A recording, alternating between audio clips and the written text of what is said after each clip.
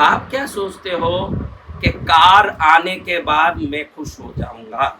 आप क्या सोचते हो? बंगला आने के बाद मैं खुश हो जाऊंगा, गहना आने के बाद मैं खुश हो जाऊंगी, क्या आप सोचते हो कि नहीं?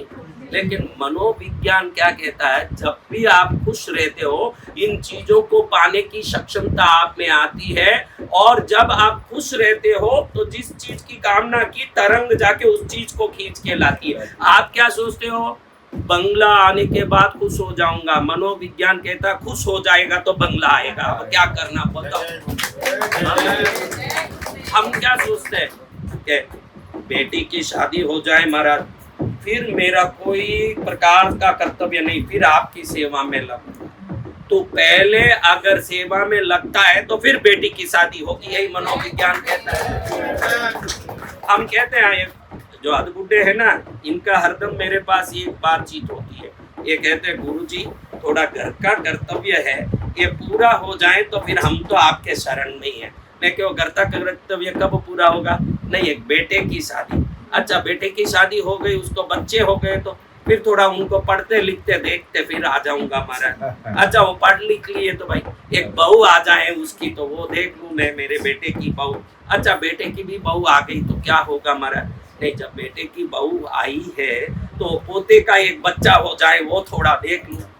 तो आप अगर जिसको कर्तव्य मुक्ति समझते हो, संसार में पड़े हो, तो कभी मुक्ति नहीं हो सकती। हाँ, क्या हर दिन दोपहर में आप 4 बजे ऐसे ही गली गली में घूमने जाते हो क्या? नहीं। आज कैसे आ गए?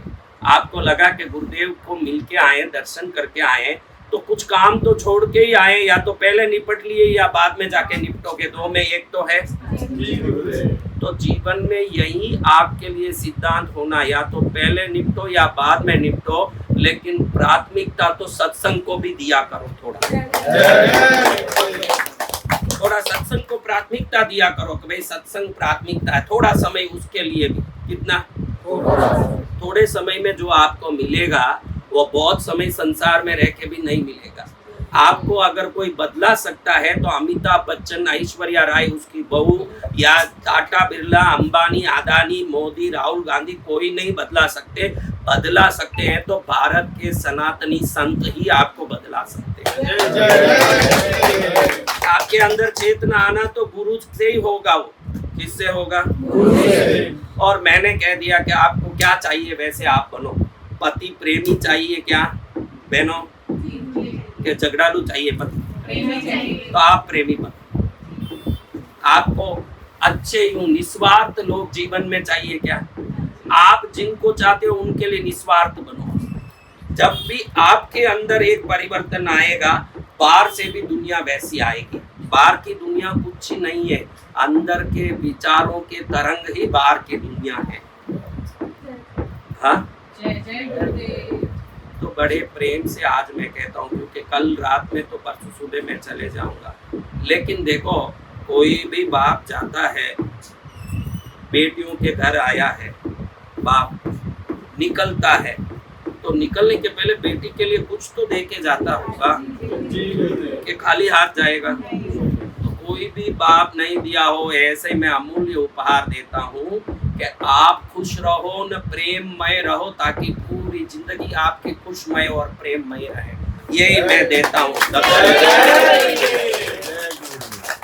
मेरी बेटियों, यही मैं आपको देता हूँ कि आप लोग इतने अपने जीवन को परिवर्तित करके इतने आनंद में रहो। देखो, होलिका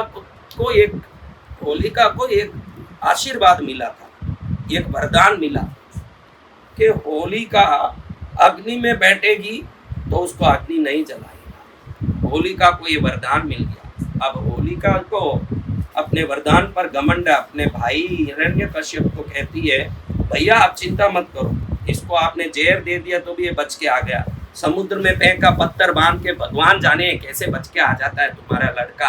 नारायण नारायण करता है और वो नारायण इसको बचाता रहता है, लेकिन अब मेरे से ये नहीं बच सकता। मैं इसको गोद में लेके आग में बैठ जाऊंगी, मैं तो जल नहीं सकूंगी, ये जल के राख हो जाएगा, क्योंकि ये इधर उधर दौड़ नहीं सकेगा। मैं पकड़ के ऐसे बैठूंगी कि ये भाग नहीं पाएगा। और जल के खाक हो जाएगा। आपका जो दुश्मन बेटा बन के आपके जीवन में आया है, उसकी दुश्मनी मैं खत्म कर दूंगा। हिरण्यकश्यप को लगा हाँ बहुत बढ़िया उपाय है बहुत बढ़िया है, तू ये कर बहन, बहुत अच्छा है, इसको मार दे, ये हरदम परेशान करता है नारायण नारायण। वो शब्द सुनने में मेरे कान में ऐसे शौक मारता है, मेरे को एक शब्द नहीं सुनना है। कौन सा शब्द?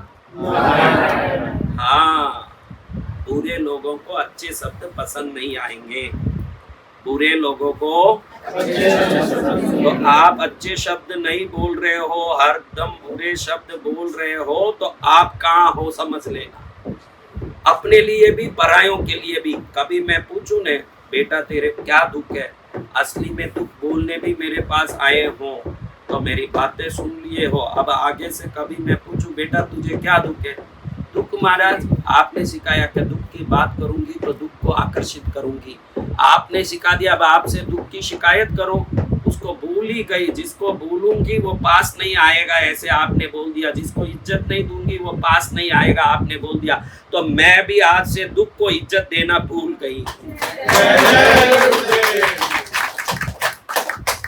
अब होलिका ऐसे लेके बैठ गई, भाई इसको मार के रहूंगी, हा हा हा हा मार दूंगी मैं प्रहलाद को, ऐसे लेके बैठ गई। प्रहलाद जी हंसते हंसते बैठे, नारायण ओम नमो नारायणाय करते ही रहे। और होलिका जो वरदान ली थी कि आग में नहीं जलेगी, वो आग में जल के खाक हो गई, उसी को हम होली के त्योहार के रूप में मना रहे हैं।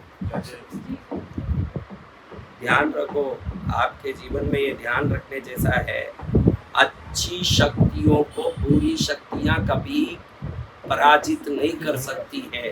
अगर आपका जीवन अच्छी शक्तियों से जुड़ जाए, आप अच्छे बनते जाओगे, फिर दुनिया का कोई भी दुख होलिका की तरह खुद ही जलेगा, आपको नहीं जला पाएगा। उसके लिए प्रहलाद जैसा जीवन तो होना चाहिए ना महाराज। मैं प्रहलाद तो नहीं हूँ, फिर भी मुझे होलिका के गोद में बैठना है, बैठोगे तो क्या होगा?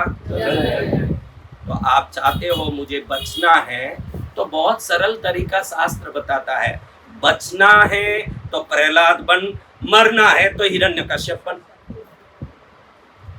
हाँ, बचना है तो क्या बनना है?